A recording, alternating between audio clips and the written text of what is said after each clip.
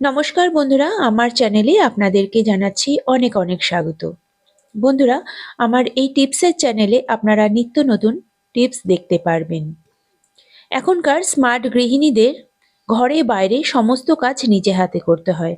ঘর সামলানো থেকে শুরু করে অফিস সামলানো, এমনকি নানান রকম ব্যবসা সামলানো, সবকিছু নিজে হাতে করতে হয়। আর এই সমস্ত কিছু সামলানোর জন্য দরকার কিছু টিপস, যার থেকে আমরা যে কোনো কাজ খুবই সহজে কম সময়ে করে উঠতে পারবো। সেই রকমই কিছু নিত্য নতুন জানা অজানা টিপস আমি আপনাদের কাছে দেখাচ্ছি। বন্ধুরা, এই যে দেখুন শসা। শসা অনেক সময় কি হয়, আমরা অর্ধেকটা ব্যবহার করে, বড় বড় যদি শসা হয় হয়তো অর্ধেকটা লাগছে, অর্ধেকটা ব্যবহার করে আমরা অর্ধেকটা রেখে দেই। কিন্তু হয় কি, এই রকম করে যদি আমরা শসা রাখি তাহলে 2-3 দিন পরেই দেখা যাবে যে শসার উপরের অংশটা শুকনো হয়ে গেছে। যে রসালো ভাবটা থাকে সেটা কিন্তু একদমই থাকে না। এর ফলে শসাটা কিন্তু আর খাওয়ার যোগ্য হয় না। তবে কি করব আমরা, দেখুন বন্ধুরা, আমরা এই যে শসার এই উপরের অংশটা তো আমরা এইভাবে ঘষে ফেলে দিই। ঘষে এর যে কষটা আছে সেটা নিয়ে আমরা ফেলে দিই। এই যে এই অংশটাকে কিন্তু আমরা ফেলবো না। এবার এর থেকে যে যতটা আমার শসা লাগবে সেটা আমি নিয়ে নিলাম।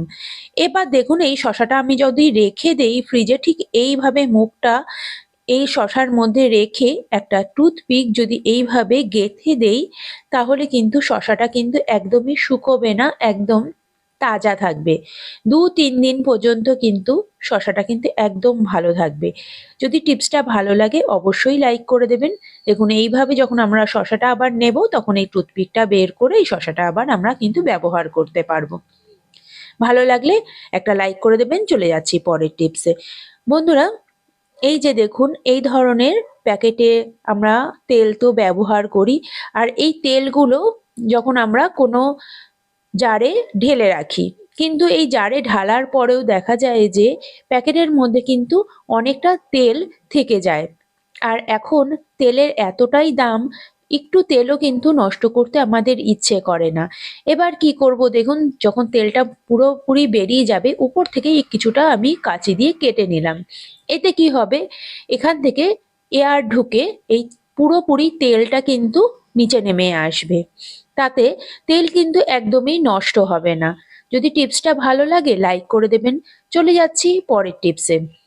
বন্ধুরা, এখন শীতকাল, আর শীতকালে আমরা ধনেপাতা বাজারে কিন্তু বেশ অনেক পাওয়া যায়। আর ধনেপাতা দিয়ে রান্না করতে কিন্তু বেশ ভালো লাগে। কিন্তু এই ধনেপাতা বেশি পরিমাণে এনে রাখলেও কিন্তু খুব তাড়াতাড়ি কিন্তু নষ্ট হয়ে যায়। কিন্তু বন্ধুরা, এখন তো ধনেপাতা যেহেতু বাজারে খুব বেশি পাওয়া যায়, একটু বেশি পরিমাণেই কিন্তু আমাদের বাড়িতে আসে।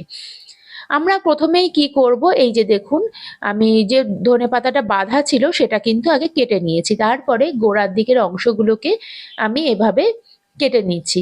কারণ এই গোড়া থেকেই কিন্তু নষ্ট হওয়াটা শুরু হয়ে যায়। আর এই ধনেপাতার মধ্যে উল্টোপাল্টা যার যা নোংরা ছিল সেগুলো সব আমি ফেলে দিয়েছি।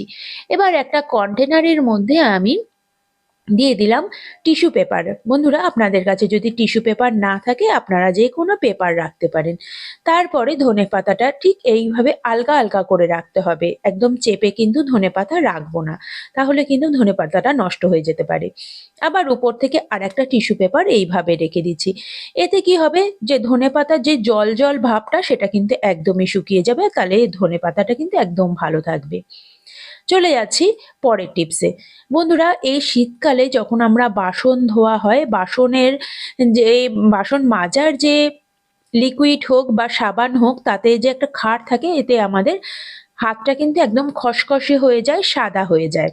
বন্ধুরা, আমরা কি করব, এই বাসন মাজার আগে যদি এই ধরনের ভ্যাসলিন অথবা বোরোলিন খুব ভালো করে হাতে মেখে নিই, নোকের কোনায়, আঙ্গুলের কোনায় খুব ভালো করে মেখে তারপরে যদি আমরা এই বাসন ধোয়াধুয়ি করি, তাহলে কিন্তু আমাদের হাতে কিন্তু কোনো রকম ভাবেই শুকনো হবে না, এমনকি খসখসেও হবে না। দেখুন, আমি ভালো করে বাসনটা মেজে আপনাদের কাছে দেখাচ্ছি। এতে আমাদের হাতটা ধুয়েও আমি আপনাদের কাছে দেখিয়ে দেব কত সুন্দর কিন্তু হাতটা থাকছে। আমি এর বোরোলিন লাগিয়ে যদি আমি যত বেশি বাসন মাজি, জামা কাপড় কাচি, তাতেও কিন্তু আমাদের হাতের কিন্তু কোনো রকম প্রবলেম হবে না।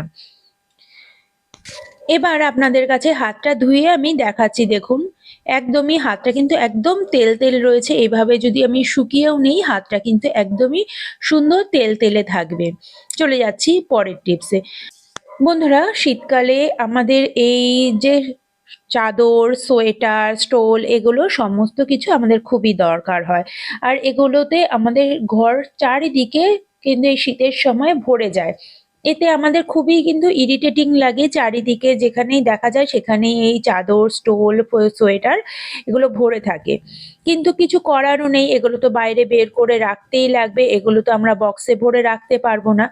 তাহলে বন্ধুরা, আমরা কি করব, এই ধরনের জিনিসগুলোকে যাতে দেখতেও সুন্দর লাগে, আবার আমরা সুন্দরভাবে এগুলোকে ব্যবহারও করতে পারি, আবার একদম যেন পরিষ্কারও থাকে।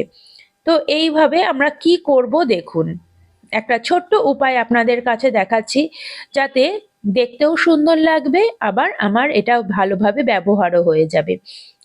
দেখুন, আমি এখানে নিয়ে নিয়েছি একটা সায়া। একটা সায়া আমি নিয়েছি, এটাকে আমি উল্টো করে নিচ্ছি। সায়া বা পেটিকোট আপনারা যেটাই বলুন না কেন, সেটা আমি নিয়ে নিয়েছি। এইবার এই নিচের দিক থেকে ঠিক এইভাবে দেখুন কুচি কুচি করে নিচ্ছি। করে আমি একটা গার্ডার এইভাবে বেঁধে দেব। গার্ডারটাকে আমি এইভাবে বেঁধে দিলাম। এবার এটাকে আবার আমি সোজা করে দিচ্ছি। সোজা করে এর মধ্যে আমি সোয়েটার, স্টোল, চাদর সমস্ত কিছু এর মধ্যে ভরে দিচ্ছি। দেখুন বন্ধুরা, কত সুন্দরভাবে এখানে জিনিসপত্রগুলো কিন্তু থেকে গেল। এখানে আমি চাইলে কিন্তু আরো অনেক কিছু রাখা যাবে। দেখুন, অনেকটা কিন্তু এখনো পর্যন্ত জায়গা রয়েছে। আর এবার এটাকে খুব ভালো করে লাগিয়ে এই দড়িটাকে ভিতরে ঢুকিয়ে দিচ্ছি। দেখুন কত সুন্দর একটা, যে বাচ্চাদের বসার যে বিন ব্যাগগুলো হয় সেই রকম হয়ে গেল। এখানে বাচ্চারা কিন্তু বসতেও পারবে। আবার আমরা যে দোকান থেকে কেনা যে বিন ব্যাগগুলো কেনা হয়, সেগুলো কিন্তু অনেক সময় দেখা যায় যে স্লিপ করে যাচ্ছে। এতে কিন্তু কোনো রকম স্লিপ করার ব্যাপার হবে না, যেহেতু এটা পুরোপুরি কটনের। আর জিনিসগুলোও কিন্তু ভালো থাকবে। যদি টিপসটা ভালো লাগে, লাইক করে দেবেন। চলে যাচ্ছি পরের টিপসে। বন্ধুরা, আমরা মার্কেট থেকে যেই ক্রিম ব্যবহার করি, সেই ব্যবহার করার পরেও দেখা যায় যে আমাদের স্কিন প্রচন্ড বেশি ড্রাই হয়ে যায়। তো আজকে আমি একটা নাইট ক্রিম আপনাদের কাছে দেখাচ্ছি। এখানে আমি গরম দুধ 2 চামচ নিয়েছি, আর কেশর দিয়ে আমি বেশ কিছুক্ষণের জন্য রেখে দিলাম। দেখুন, কেশরটা একদম গলে একদম মিশে গেছে দুধের সঙ্গে, এটা একদম হলুদ হয়ে গেছে। আর কেশর আপনারা জানেন আমাদের স্কিনের জন্য কতটা ভালো। এর মধ্যে দিয়ে দেব অ্যালোভেরা জেল 2 চামচের মতন। এখানে 1.5 থেকে 2 চামচ আমি অ্যালোভেরা জেল দিচ্ছি। মার্কেট থেকে যে কেনা আমরা অ্যালোভেরা জেল, এখানে সেটাই কিন্তু আপনারা ব্যবহার করবেন। আপনারা যে গাছের থেকে কোনো পাতা তুলে সেই রসটা আপনারা এর মধ্যে দেবেন না। আর এর মধ্যে দিয়ে দিলাম ওয়ালনাট অয়েল 1 চামচ পরিমাণে। যার স্কিন যত বেশি ড্রাই, এই তেলের পরিমাণটা আপনারা আর একটু বাড়িয়ে দেবেন। আর দিয়ে দিচ্ছি 1/2 চামচ পরিমাণে গ্লিসারিন।